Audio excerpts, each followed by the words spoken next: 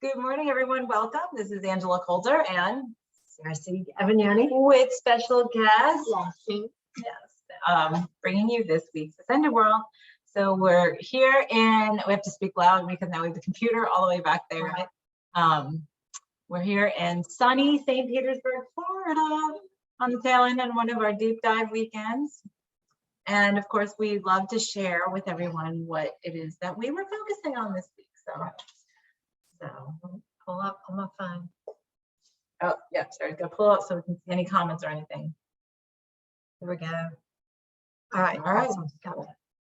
Great. So we get so excited about when we start doing energy work and when we start really doing conscious creation, right?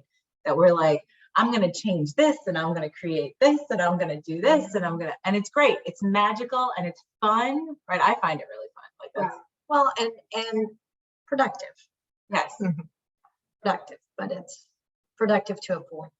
It's Right. It's productive, and we're always asking ourselves, "Thought I did that. Why am I circling back around and Right. seeing it again?" And I thought I did that, and yeah, it's a little different, but it's still bothering me. It's still nagging at me, getting my attention, poking at me like the little kid going. I'm not touching you. I'm not touching you. Right. That's a good analogy. But yeah, and we hear that from everybody else too, right? Going, I thought I did that, and then this came up and it triggered me all over again. Well, guess what? If it still triggers you, Right. So if it comes up is one thing. If it comes up and it still triggers you, well then then it doesn't really change. Well, and then you also get into you see somebody you haven't seen in a long time, and you find yourself recounting the same stories, Yes. and the same traumas, so to speak, and with the same energy, with the same, I can't believe this happened, or the hurt, or the shame, or all the things that story bundles. All the things. Yeah, all the things that that come as a package with that story, with that event. And that's like saying, okay, I'm gonna uproot this out of the past and plop it right here in my now. Yeah. Again. Right. And again. Because I didn't get enough of it up here. Right. Which is true, because as we talk about, having is evidence of wanting, right? In our creation, when we take responsibility for our creation and we're like, oh, well, I obviously still want this here, right?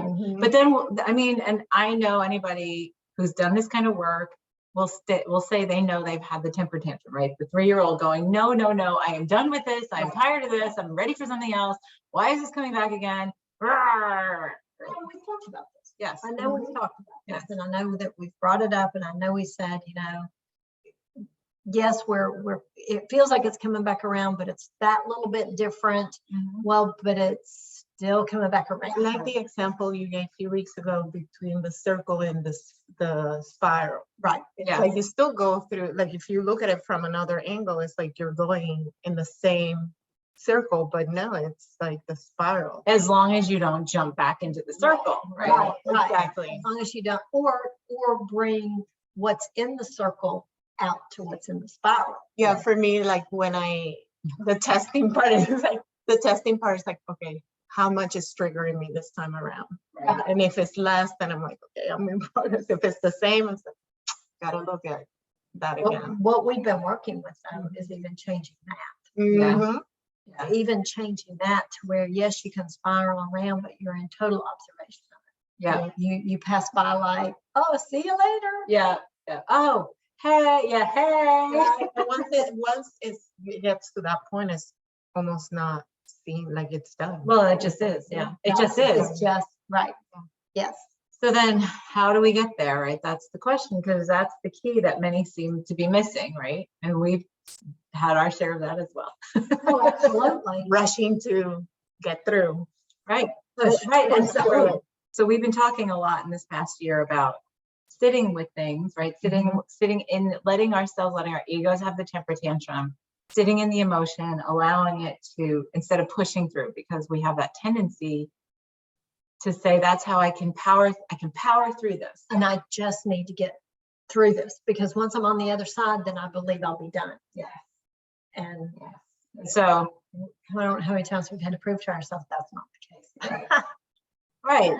And so we've gone through all this stuff this year, all three of us, on sitting in the emotion, sitting in the ego, sitting in that and just watching, observing it, which is the big first step, observing it without judgment and saying, okay, I'm going to let you have your temper tantrum. Right, and almost treating yourself as if you're a separate person, and how would I want to treat someone else who I care deeply for when they're experiencing this? And we talk about holding space for people, and we talk about having compassion, and it's like, let's turn the tables and have that for ourselves when we're at that place. Yes. Yeah, with a lot of observation, because for me in particular, like all the distractions that I can put in the way, so I don't look at it. You know? Right. And you believe that that's getting through it. Yes. Yes. Yes. And but then until I was gonna say till next year, until next time. Episode. Right, exactly. So the key, the difference that we're finding is that's making a difference, hopefully, right? But it seems to make a huge difference, is not just sitting with the ego having its temper tantrum, but then coming to a place of sitting with it without judgment and just looking at the whole situation, just like you're watching a movie, right? No, and we do that like when we do past life regressions, right? Like you're watching a movie, like you can detach from it. You don't have to get, so it's like, you don't have to get sucked in, and it's like, okay, so what's the difference with that? Well, that's the meaning of when people say presence, being present with something. Right. And you know, technically, that's what, when you're holding space for someone, is that's what you're doing, is you're allowing them to be present in whatever it is they're doing, and you're holding that space of, I'm unconditionally here for you. Yes. And when we do that for ourselves, it really makes what we're viewing on that movie screen totally different. Yes. Well, and yeah, and it's just like, I'm just going to look at that. I'm going to look at how it plays out. I'm going to look at how it played out, how it affected me, how it affected those around me, yeah, like, and just look at it in a place of complete, was it benevolent detachment? Right. Right. And you can look at it from the perspective of that, you know, the eagle eye view, or, you know, the jet plane view of, oh, I see, well, how this happened, and then it extrapolates out to all this happens. So if that didn't happen, all these things might not have happened, and would I really want that? Right. And usually the answer is no, because look at all these good things that happen. Or as they judge as good things, right? Yeah. Right, Yeah. right. Or things that I truly want, Yes. or things that I deem support me. Yeah. And so you know, weigh it. If that hadn't have happened, would I have wanted to give this up? Right. Yeah. Right. Because then it would have changed the entire ripple effect. So that whole butterfly effect thing. Right. And that's, you know, and it's when we talk about that, like in sessions, I've worked with many people who have been abused or raped and all that kind of stuff, or have seen some things that the ego judges as horrendous. And I'm like, okay, so step back, transcend that moment, and just look at it without judgment and say, in the bigger picture of everything, how did that fit in? What did it do to motivate you? What did it do to propel you? How is your life totally, totally different because of that one event? Right. And where would you not have been today, or if you had not had that? Right. And you know, I love all the science fiction where they go back and change time, and you know, the ripple of doing that, and it's something that you don't take lightly, Right. because everything is so, it's that spider web, everything is so interconnected and interdependent, and we've created it that way on purpose. And we've masterfully arranged everything to be exactly the way it is, to play out exactly the way it does. And so here's a really good example of what we're talking about. That's really easy and simple to get, because, you know, you might say, well, what's the difference from this and this, right? So, so Sarah and I are doing this. We're doing this practice, this presence practice. Mindfulness. That's what I can think of. Mindfulness. Mindfulness practice. And there is an exercise of just doing a body scan, right? So anybody who's done energy work knows how to do a body scan. I mean, that's one of the basic things we learn or figure out how to do or whatever. But this body scan is you simply are present with everything. Like, so you start with your toes, each toe, and the space in between each toe. And what do you feel? Do you feel, or do you see, like in your mind's eye, like when you put your attention to it, what do you detect? And you're not to, what do you see? What do you feel? right? And it's not to do anything, right? So this is the biggest practice we found, is because you want to go, oh, well, that's a little uncomfortable. Let me shift that, right? Because we're used to doing it. We want to do, right? We want to fix it. We want to do, right? Instead of be, right? So this is when we talk about being with something and just being present with it, that's completely different than shifting something, because what we're finding is if we shift without being with it first and losing the judgment, that's when it comes back around, because then we miss things. Like when we've been talking about like the emotion, right? Sitting with the emotion and having your temper tantrum or whatever. And what I have found this year and this past year in doing that was I saw things about myself that I would have missed had I pushed through it. Right. So many things. Well, and you know, we've talked before about the value of knowing yourself and coming to your authentic place. If you don't allow that, that's a piece of your authenticity that you just pass right by. Yeah. That you are totally unaware of. Maybe you're at a place in life that you're completely different, and it's knowing yourself and reconnecting with yourself. Yep, absolutely. It's like when you say about doing and being, it's like my reminder is I'm not a human doer. I'm a human being. Right. We're human beings, not human First. doers. Not human doings. Human doings.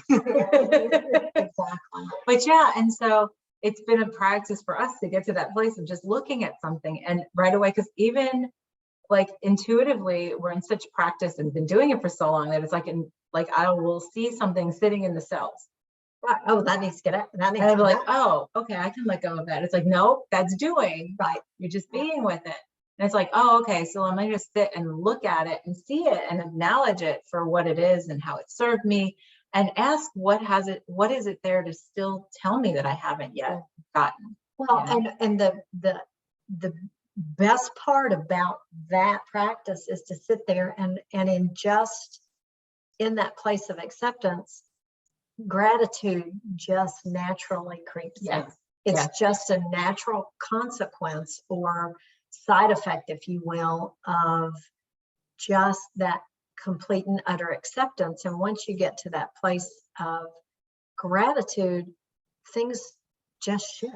Yeah. Things just Well, then, yeah, you don't even have to. you don't have to do, because it's natural, because the body's tendency is to be in that natural state of harmony and in that natural state of optimum, vibrant health, wellness, balance. And it takes all our effort to go against that flow and to create it differently. I think the resistance is like sitting with the emotion, the situation, because Or even like saying it, it's like I feel like yeah. you know what I mean. So once you pass Right. that, Because the ego was like, nope, propelled. Yeah, and there are times when I'm sitting with something and it's like, oh gosh, I should do the dishwasher first. I should really just unload that, load it, and then I'll feel good enough to do this. And it's like, okay, if my puppy were writhing in pain and crying, would the dishwasher even occur to me? No. So if I treat myself or a baby, or a cat or whatever, no, I would tend to that. Right. I would hold that space. I would love that being through it. Mm-hmm. So why would I not do that for me? And I mean, once you can answer that question truthfully and start approaching things that way, everything is different. I agree. Everything is I agree. sometimes I if you set that intention, even if you're doing other things with the mindfulness of what you're processing, sometimes it could be either in the car or while folding laundry and say, oh, and it occurs to you, it's like, okay, and then you can sit and allow it to finish that process with full attention and intention.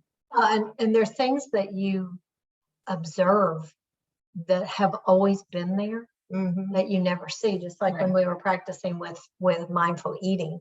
And you said, I never knew grapes had a smell. Right. And it's I've like, never yeah, thought because of we're smell just different. chomping, Yeah. just shoveling them in. Right. And the broccoli with the broccoli, but then there's the Oh, little, the fractal, the the fractal of broccoli. Yeah. Yeah. Yeah. So there, and that's just a small example. Right. Imagine all the stimulus and input we get, in just our waking hours. Yeah. I mean, that's gotta be overwhelming. Mhm. And with screens and TV and constant barrage of sensory input. Yeah, no, and one thing that I have noticed, even yesterday, sometimes we spend so much time cooking and preparing a meal, and then we rush through it because we don't observe and are present with it. And it's fascinating to actually do it because it's a connection that you create. Right. Well, and imagine how it used to be when you would go out and you would cultivate the earth and you would plant that seed and then you would harvest that and then you would prepare it and then you would consume it. I mean, and you took it the whole path. Right. Well, and that's what I find when I garden, right? Right. When you take the stuff out of the garden and you have a different appreciation for it, right? Because you're Absolutely. completely present with that food going, we've been together since the beginning, right? Right, Kind of thing, right. you know? And that sense of gratitude just naturally is there. Right. It's just there. And with that gratitude comes that full circle of, okay, I can take that gratitude forward with me and I don't need to take all the other baggage that I had to go through to get that gratitude. And so that's what you carry forward in your spiral. Right. And that's what allows your spiral to just be enriched and be that, best life ever. And so, we say that's easy, but like I said, we thought that doing a body scan in observance would be easy. And you're like, oh, I got that. I got this. And it's like, oh, why don't you, oh, no, I got to just stick with this, right? Oh, I went, no, and it's like, oh, I see this. Oh, no.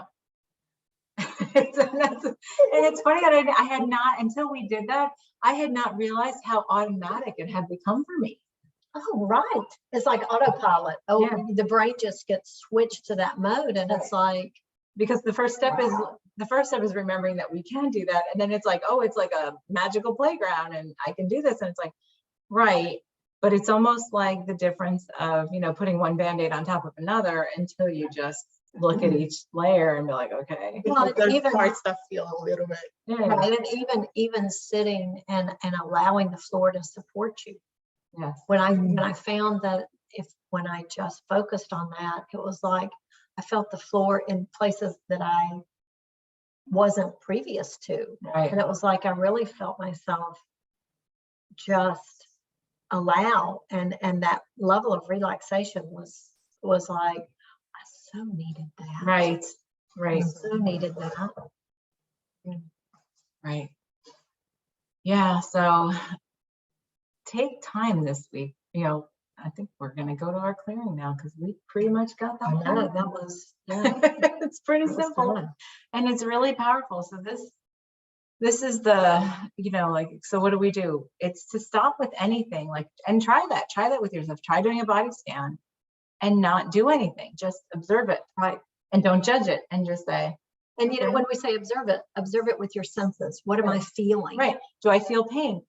Can I feel pain and observe it without succumbing to it or being propelled by it, pulled in by it, or Or even restraining it or restricting it. Because last night it was on my throat and I was going to cough and I'm like, I have to cough a little bit, and letting it be too. Yeah. Well, and what am I feeling cold?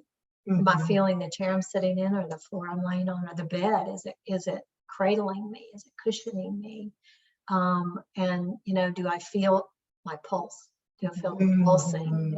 And just observe that and almost like as you know, as we were instructed, almost be like that scientist. Yeah. Saying, I'm here to make notes on all the things that I can observe. Yes. And making connections within your body. Like if, for example, you're focusing on one area and something pulls your attention, like your knee, you know, what's the correlation? And observe that, because the whole body is connected. So, Right. Right. Well, and it holds, like, you know, last night was the looking at everything in the cells, because we had done so much change work this weekend, right? That the cells were like, and all of us were a little fidgety, I think, on the floor last night when we were Right. doing it. And I was like, and I'm like, interesting. And I was like, okay, so I'm just going to sit with this and observe it. And then I'm like, okay, let me look into the cells. And I saw all this stuff, just like, because everything had so many things that we had changed. Right, ready to That we're changing and discarding and rearrange and rearranging. And I just sat and just sat with it, instead of, like, as the mind wanted to go, what's that? Like, what is that? Oh, well, we can smooth that out. And Right. da, da, da. I was like, no, we can just scoop that out. and I'm not going to judge myself for fidgeting. I'm going to honor that. And I'm going to stay present in it. And I'm going to still, like, do the scan. Right. And like you with the cough, right? It's just, mm-hmm. we got to do it. Right. I'm going to just watch it, you know, or I feel uncomfortable here. I feel this twinge here.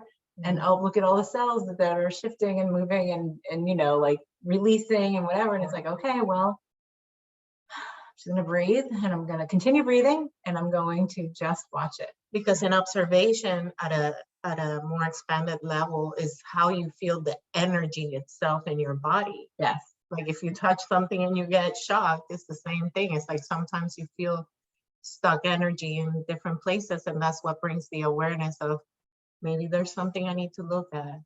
Well, and that's when we see, oh, of course, that's why I have pain in this knee, because I'm holding this energy in my body. Right? And that's when it becomes easy, because that's the question we get all the time too, is, well, how do you see that stuff?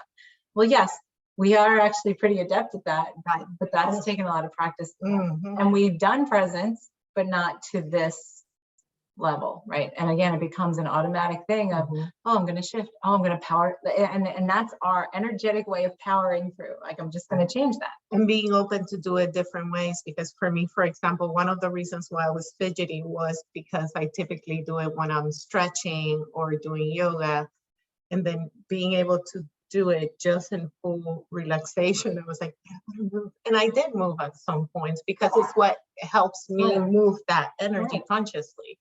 Right. So being okay and open to allow yourself also to do it how it speaks to you, how you feel. Well, and then when we do that, then we can naturally, you know, many ask us, well, how do you know what is affecting my hip problems or what's affecting my back problem? It's like, well, because you start seeing that correlation, right? Oh, in the cells in my back, I'm holding this, because when you do that presence thing, you do start to see it. Well, and feel it and know it. And then coming in from that place of observation into just gratitude, chances are it will just release. Yes. Let go all on its own. Thank you for showing that to me, because I was hiding it from myself. All without the doing. Yes. And that right there is truly the power of that self-healing we talk about. Yes. Which is all it ever is. Right. Really. Right. We only heal ourselves. Time. We only heal ourselves anyway. Nobody heals us. So there's our tip for the week. We don't heal anybody, and nobody heals us. Right. We simply hold the space to allow others to do that, help them remember the frequencies they've forgotten, and let them do the healing. And we do our own as well in the same way. We do work together, and we hold the space with each other, and then it's like up to you. Do you want to take that or not? Right. Your choice. Your choice.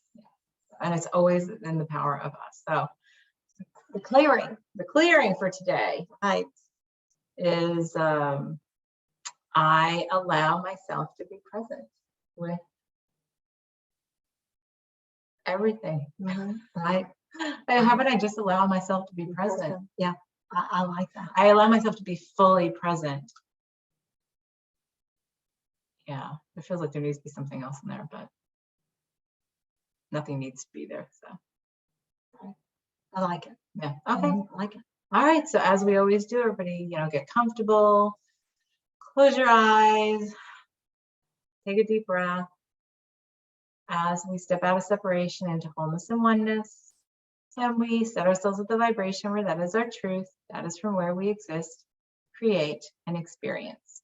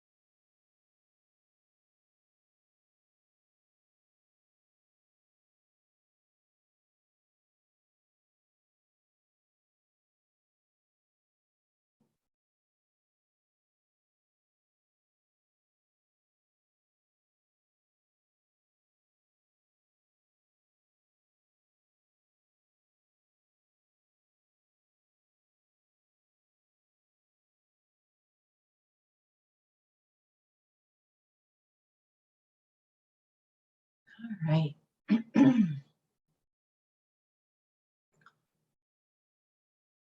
That felt nice when it took me a couple minutes to get there.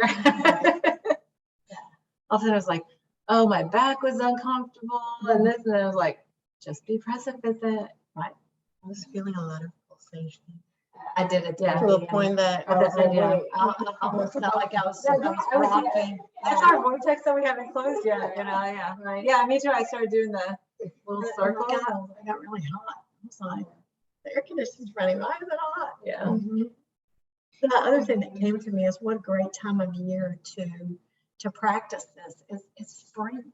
There's so much emerging and there's so much to observe that wasn't there yesterday. And it's like, you know, not March Madness, but how about March Presence? Yeah. And, you know, maybe this is something that will evolve through the month of how you can apply this.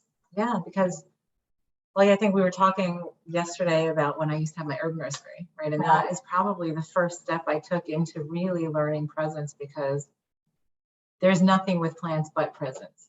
Right. And so you're watching them every day. Well, and then and you start to learn, you start to see little subtle changes, and you start to understand the way their rhythm and patterns go. you can detect potential problems before they become detrimental, because you've been in that observation and that presence, and you've learned that what's normal and what's not normal, or what's healthy and what's unhealthy.